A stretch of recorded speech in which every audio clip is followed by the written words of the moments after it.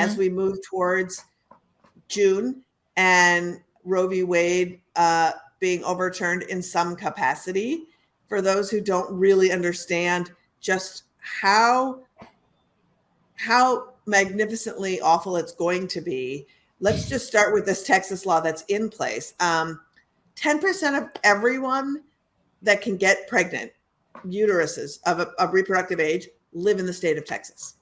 And so with just the Texas law alone, half of the abortions being done in Oklahoma are people from Texas. And there's a 6-week waiting period to get an abortion.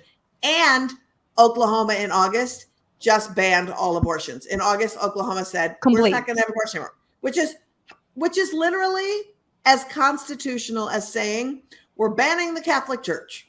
Yeah. It's literally that unconstitutional. You can't just ban a constitutional right.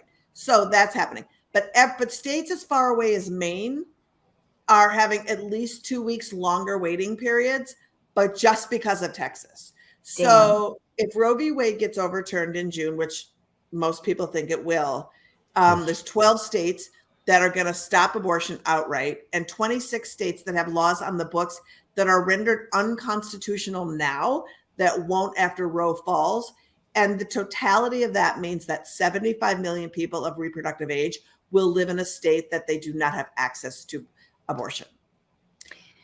That is what is called a trigger ban on abortion. So those laws are like ready in the wait. Ready in the wings.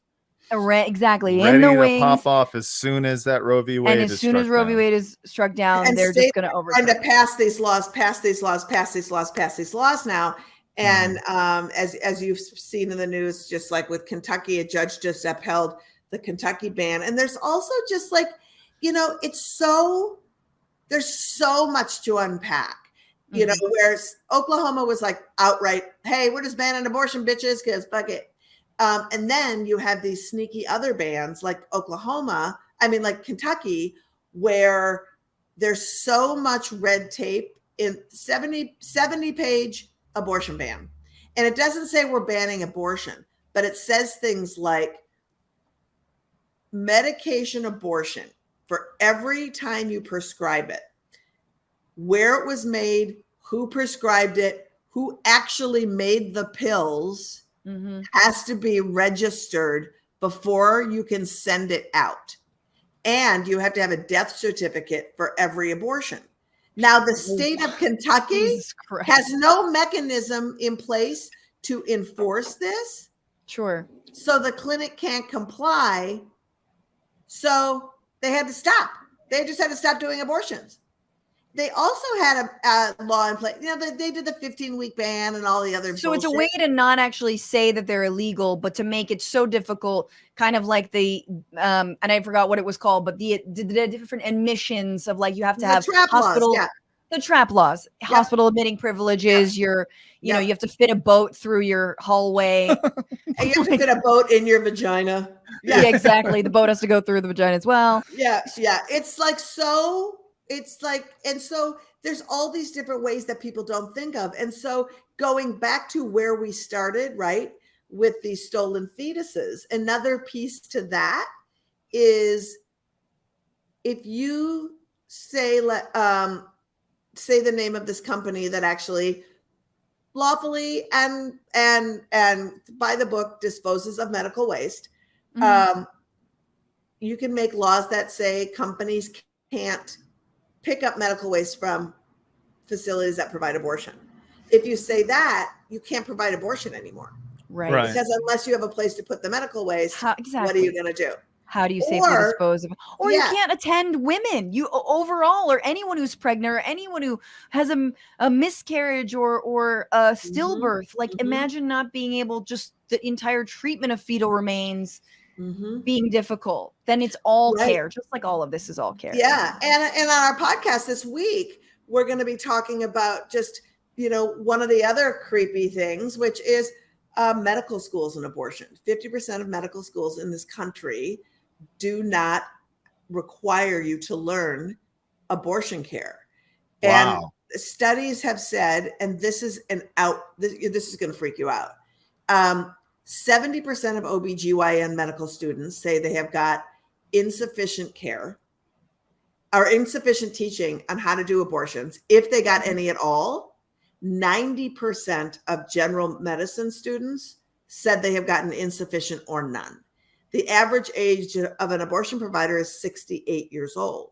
Whoa. So when we talk about how we ban abortion, I can think of no better way than to make sure people don't learn it. But that also means if you're not teaching abortion, that means you're not teaching miscarriage management. Yeah. That means that you're not teaching like a lot of things, right? And so we just run into so many obstacles. And it's like, I could talk about it all day, and I do talk about it all day, but you know, there's a lot happening fast and furiously. And also we're, you know, there's so much, the world is just burning. Yes. And then, you know, I just saw a poll that said 7% of Americans prioritize, you know, abortion. And it's like, great. That's great. Jesus Christ. And obviously we understand who is most at risk. You know, low income people, people of color, people like Lizelle Herrera, you know, and like on and on and on. We know rich people can always find a way to get a safe abortion, et cetera, et cetera, et cetera. Mm-hmm. And I just wanted to refresh, because as I'm pregnant and I am like, oh, that week, oh, and that week, and that week, and all these 15-week abortions and 6-week abortions before most people even know they're fucking pregnant. You've got like, maybe you're a week out of missing your period if you're someone who is consistent or whatever.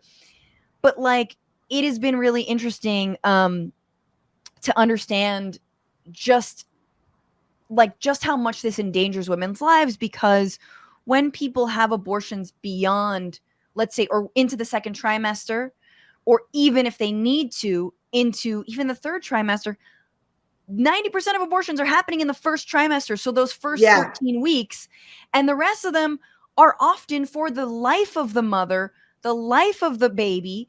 One or both are not viable. And so they're actually the most important kind. And so, well, I would say I have to correct you on that. Most of the time, people have later abortions. I mean, it's 0.2% of all 0.02% of all pregnancies are later. And a lot of them in the second trimester of pregnancy are because people were denied access in the first trimester. So it's not always fetal anomaly. It's often that thing. And one thing I want to say about that is, when you look at these bans, these 6-week abortion bans, like you said, it's really a 2-week abortion ban because you often don't know. And then whatever. What's happening now in Texas is that people are wondering if they're pregnant, missing their period, and going in for abortions. So people aren't even having a contemplative decision with themselves. Right. Like, let's say you're pregnant. There's no time. You don't have there's time to even assess that. You want to talk about creating abortion regret? Well, the anti-abortion movement setting up a space that you don't have time to say, I just need a month. Do I really want to do this? Blah, blah, you know. So if you don't even have a chance to contemplate your own abortion, it's really a mess.